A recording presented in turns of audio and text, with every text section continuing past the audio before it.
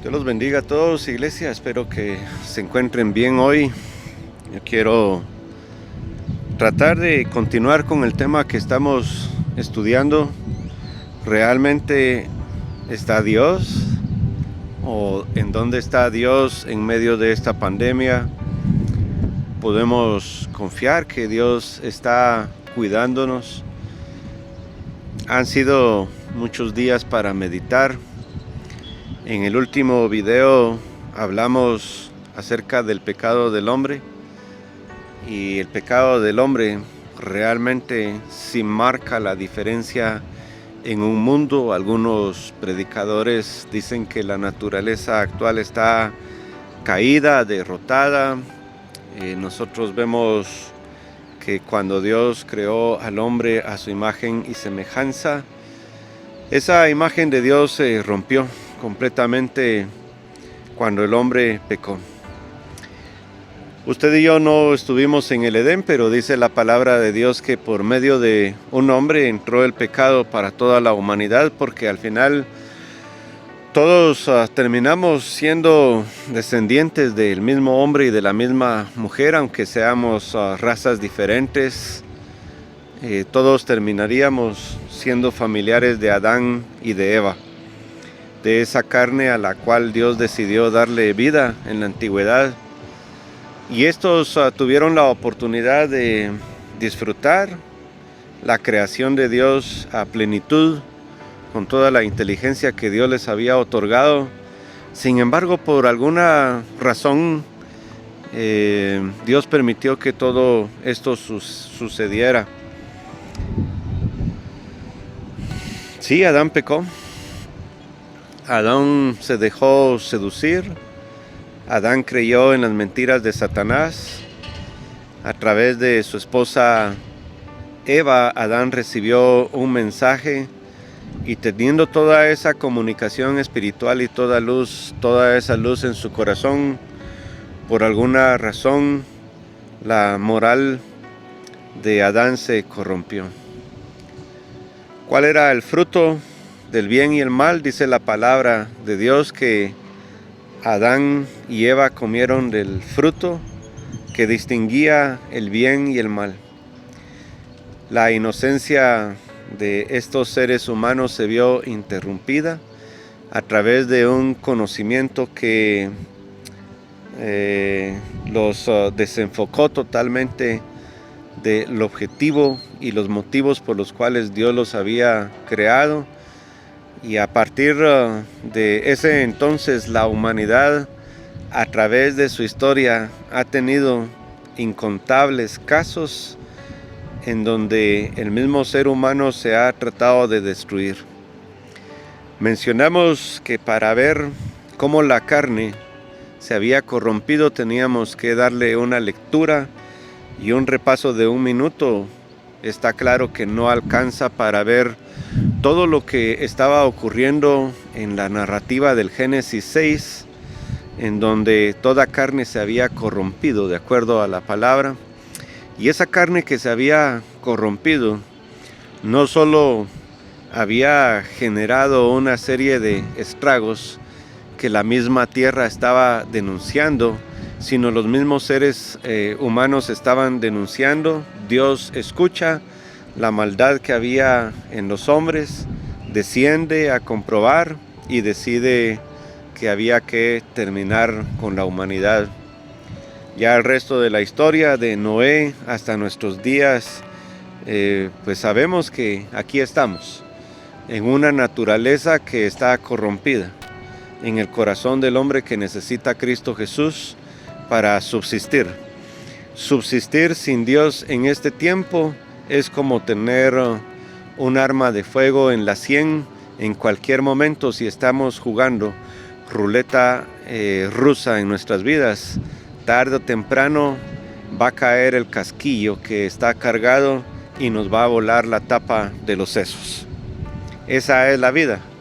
La vida en teoría es eso. ¿Por qué Dios permite que suframos estas tragedias?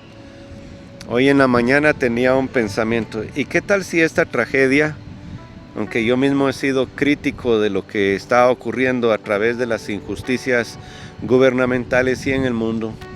Pero ¿y qué tal si esto que estamos viviendo nos está preparando para una pandemia mayor? No, yo realmente, estimado hermano, no lo sé. Lo único que yo puedo decirle es que mientras el pecado habite en los seres humanos, va a existir corrupción.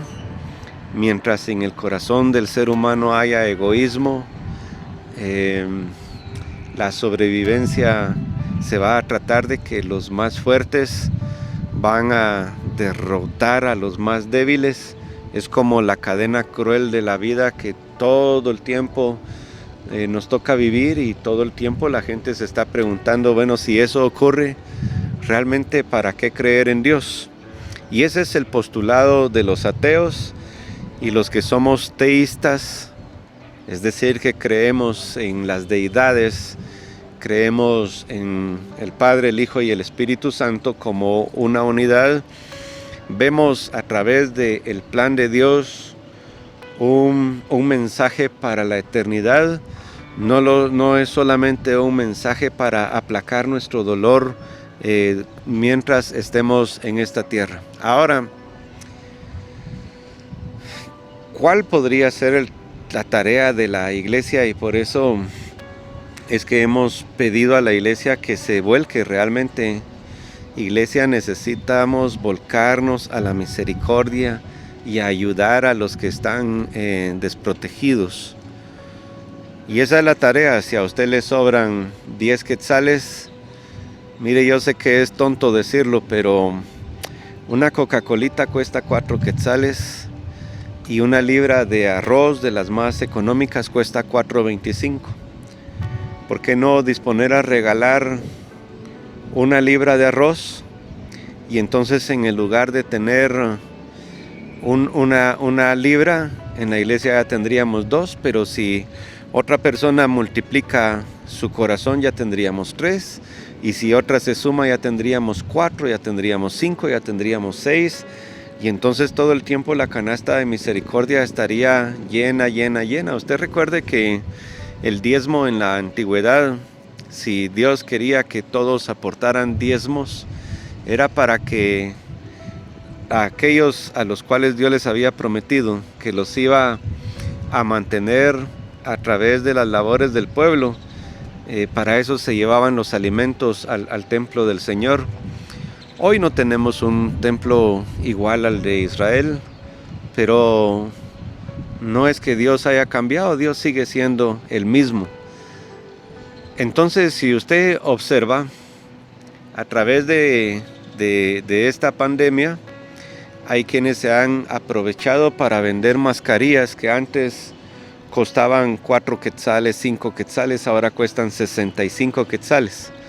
Yo de hecho tenía unas mascarillas guardadas con una factura de una ferretería, unas N95 que me costaron 4 quetzales, y ahora esas mismas mascarillas cuestan 70, 65 quetzales.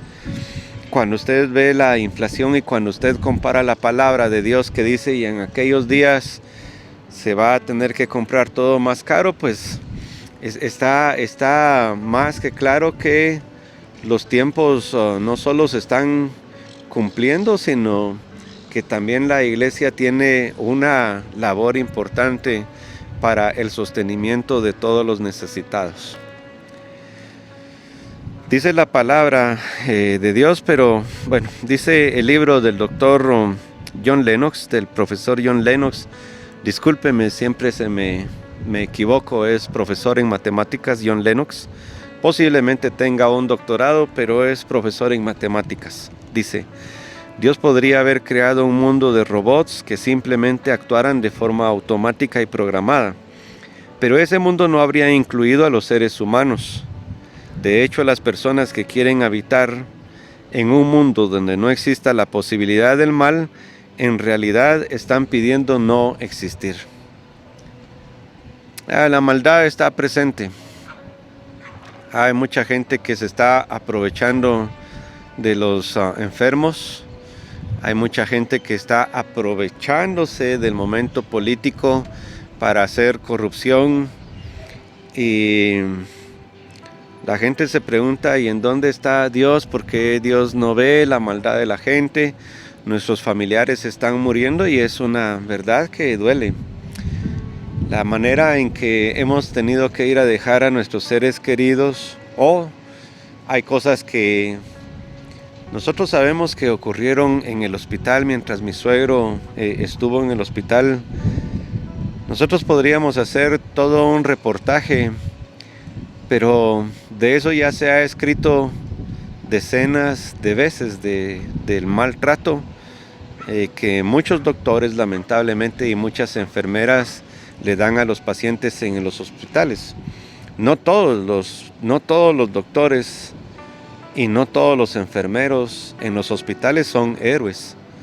Realmente hay gente malvada que juega con la vida de las personas y con las familias. Uno espera que esta gente, cuando vengan este tipo de cosas, se sensibilicen y al sensibilizar su corazón cambien y transformen su manera de hacer las cosas. El ser, es decir, la esencia de nuestro ser, se ve en la manera en que actuamos ante los demás, la manera en que hablamos, la manera en que juzgamos. El doctor dice que, y estoy de acuerdo, una manera de amar al prójimo es: yo uso mascarilla porque yo no quiero que tú te enfermes. Yo me aíslo 15 días porque no quiero contagiar a los demás. Algunas razones gubernamentales no las comprendemos, pero si vamos al plano cristiano, hay algunas razones que por amor al prójimo se deben cumplir o se deben hacer, y hasta son bíblicas. Usted ve en la palabra de Dios que Dios mismo condenó, de alguna manera, condenó a todos aquellos leprosos, a todos aquellos que tuvieran alguna enfermedad contagiosa. Se tenían que separar de sus familias, se tenían que separar del pueblo. Vivían en ciudades completamente aparte. Esas personas no podían estar en donde estaba la gente sana. Si analizamos la palabra de Dios, podríamos decir que Dios era malo porque había apartado a toda esa gente en el lugar de mandarles sanidad.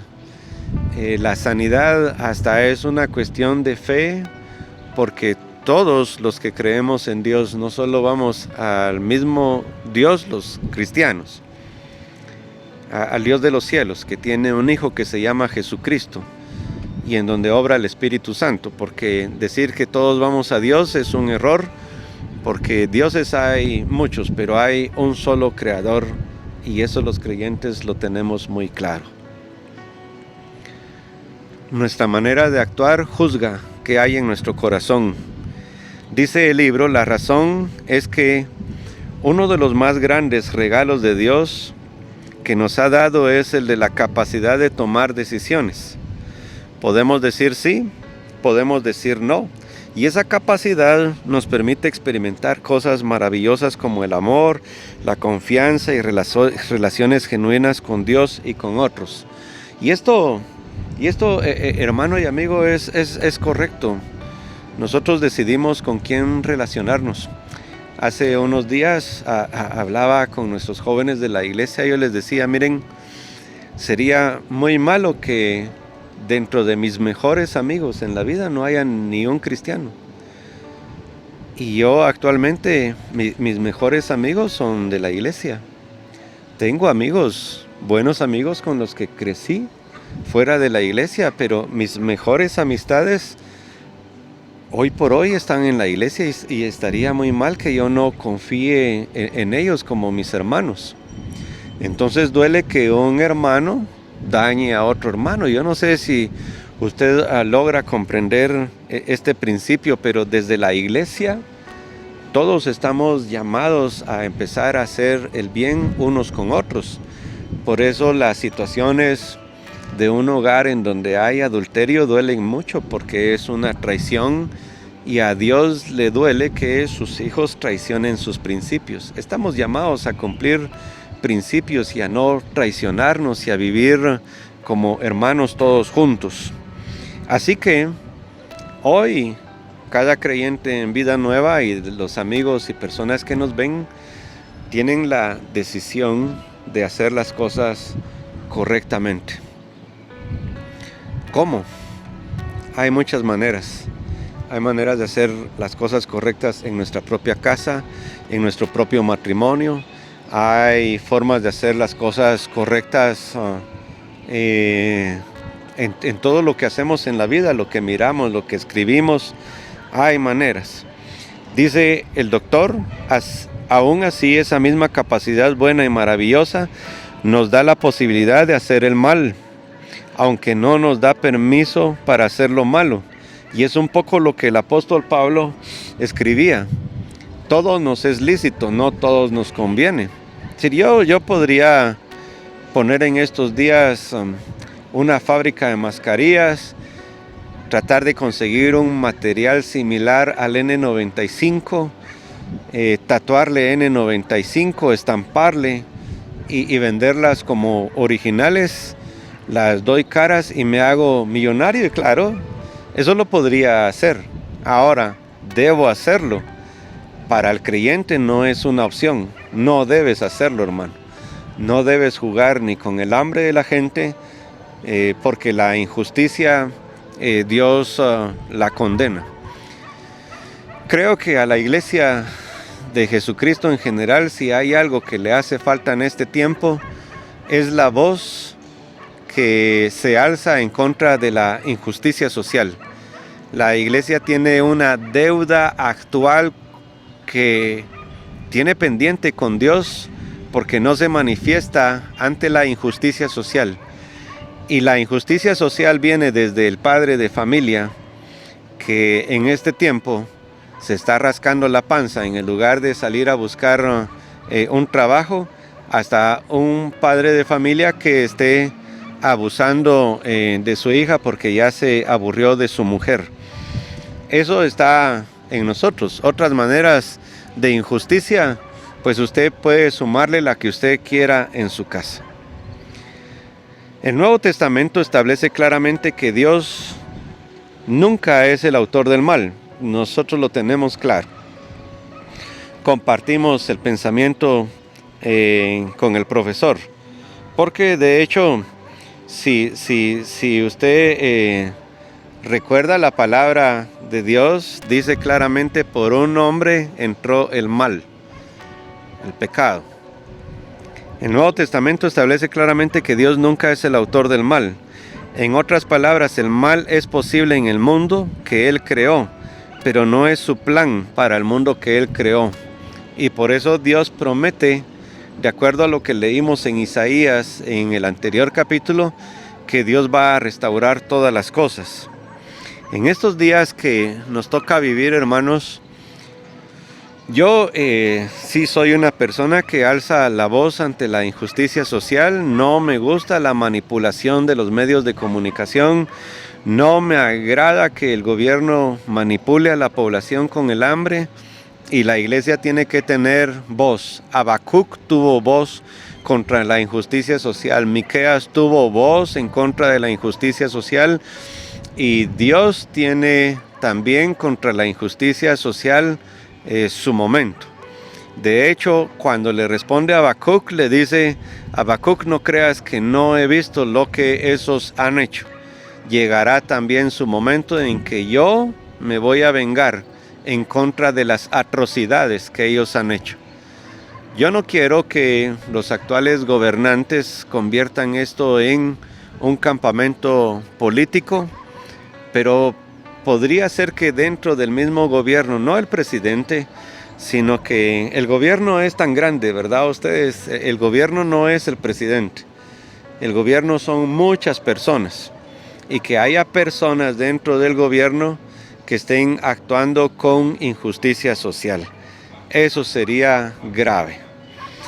Dice: Dios permite que los seres humanos escojan y Él sigue siendo soberano. La Biblia afirma claramente estas dos realidades. Entre cristianos diferimos en cuanto a la forma exacta en que esto funciona, pero este no es el lugar para profundizar en ello. Nuestro propósito aquí es simplemente señalar que a Dios el coronavirus no lo pilla por sorpresa. Dios puede obrar para bien incluso en medio del mal de este virus y sus planes no serán frustrados, aunque puede que sea muy difícil para nosotros aceptar esto en una situación como la crisis actual. Y sí, hay cosas que a mí mismo me cuestan aceptarlas en la crisis que estamos viviendo, pero créame que cada día voy al Señor, le hago preguntas, la misma palabra me va haciendo respuestas y voy corrigiendo algunas cosas que yo mismo he pensado. Hermanos, ¿qué dicen si nos vamos al 7º capítulo para discutir en dónde está Dios en medio del coronavirus? Dios los bendiga a todos este día.